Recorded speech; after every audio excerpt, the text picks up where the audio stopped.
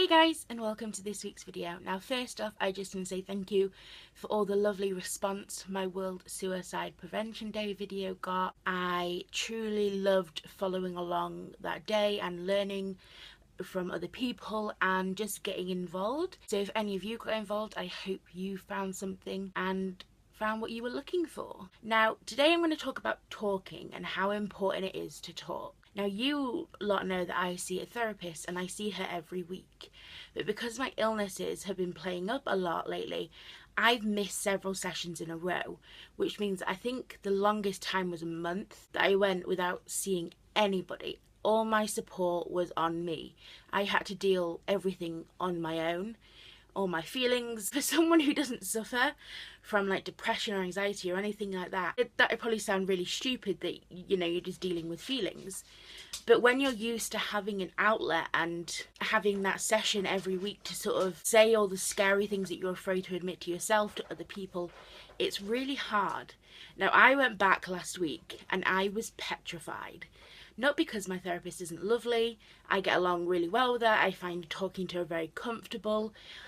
It's just I had suffered those weeks with the pain from my illnesses and the thoughts that came from that and the depression thoughts that came from that. When you've bottled things up, it's sort of hard when you're out of habit to then start talking openly again. Because for a month I had to deal with everything on my own and I pushed feelings down, which is a big no-no, whereas before I would tell my therapist about them. So when I went back, I was so nervous, because how do you start talking about all the crap you're feeling when you don't really understand it at all? That's the thing I find hardest about the whole mental illness thing, when they say that talking is probably the best thing you can do. But it's hard to describe and tell other people what you're feeling and the thoughts you have when you don't really understand them or know what you're thinking yourself. So going back into therapy was a huge sort of like shock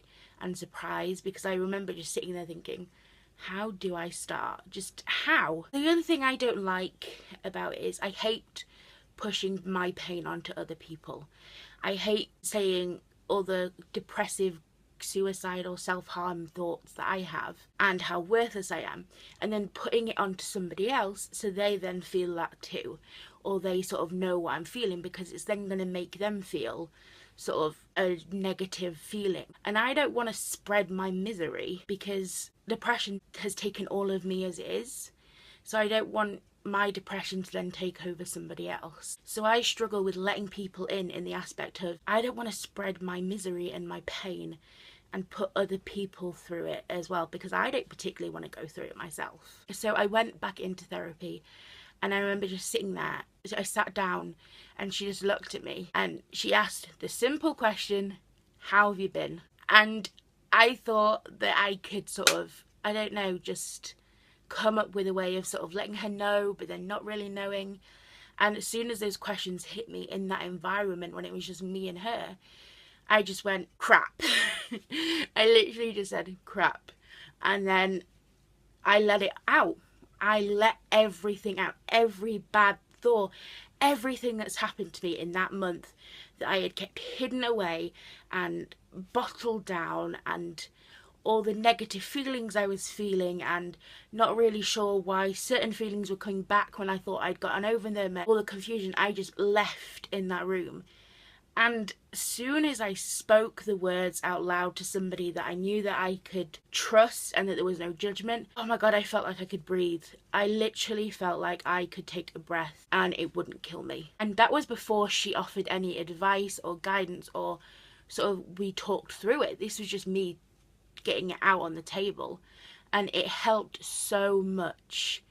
And then we talked through it, we worked our way through it, and there's a lot more to divulge in the next sessions, but it just felt so good to just sit there. And even though I was scared, I didn't know what I was meant to say, what to hide back, I didn't want to let people in, but then I needed to let people in, somewhere I just turned off the bit in my brain that was over analysing everything, and I just, as soon as those words said, how have you been, and you know, I was trying to come up with an answer, but all of a sudden my mouth just opened before I really thought about it and let out everything. And even though I was nervous, I have never felt better for just getting it off my chest. It's so much better when you have somebody to help you. And it doesn't even have to be like a therapist. It can be a family member, it can be a friend, it can be someone on a helpline or website.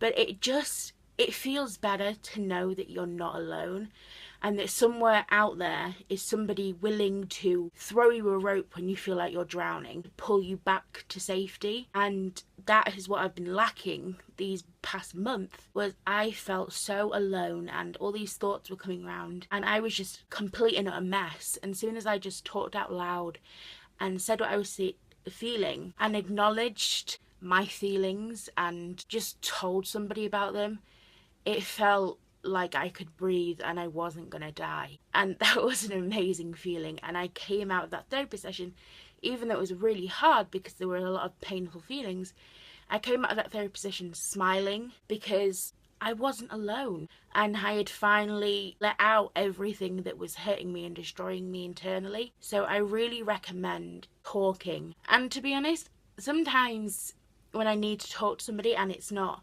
like in my therapy appointment, I've just had it and something happens, I talk to my dog. Dogs and pets make the best, literally, listeners because they can't talk back.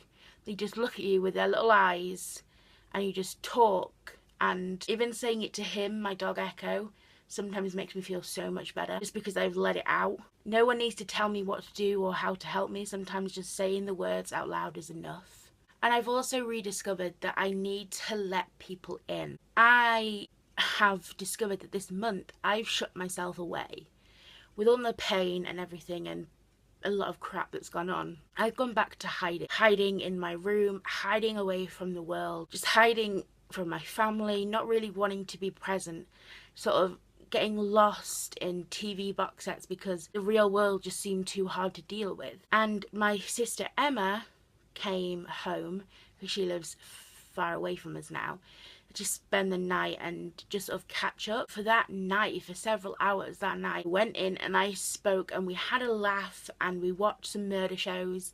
She did my hair and it just felt good to acknowledge that the world is shit sometimes, but you can also have these good moments, and that I have people around me that truly care about me.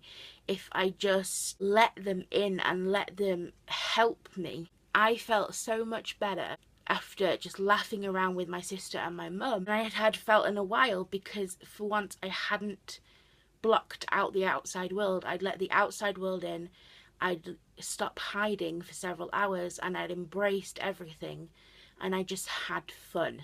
And that's helped me the days afterwards because it's reminded me that the good things in life happen. You just have to let yourself be present in the world. So thank you all very much for watching and I'll see you next week. Bye guys.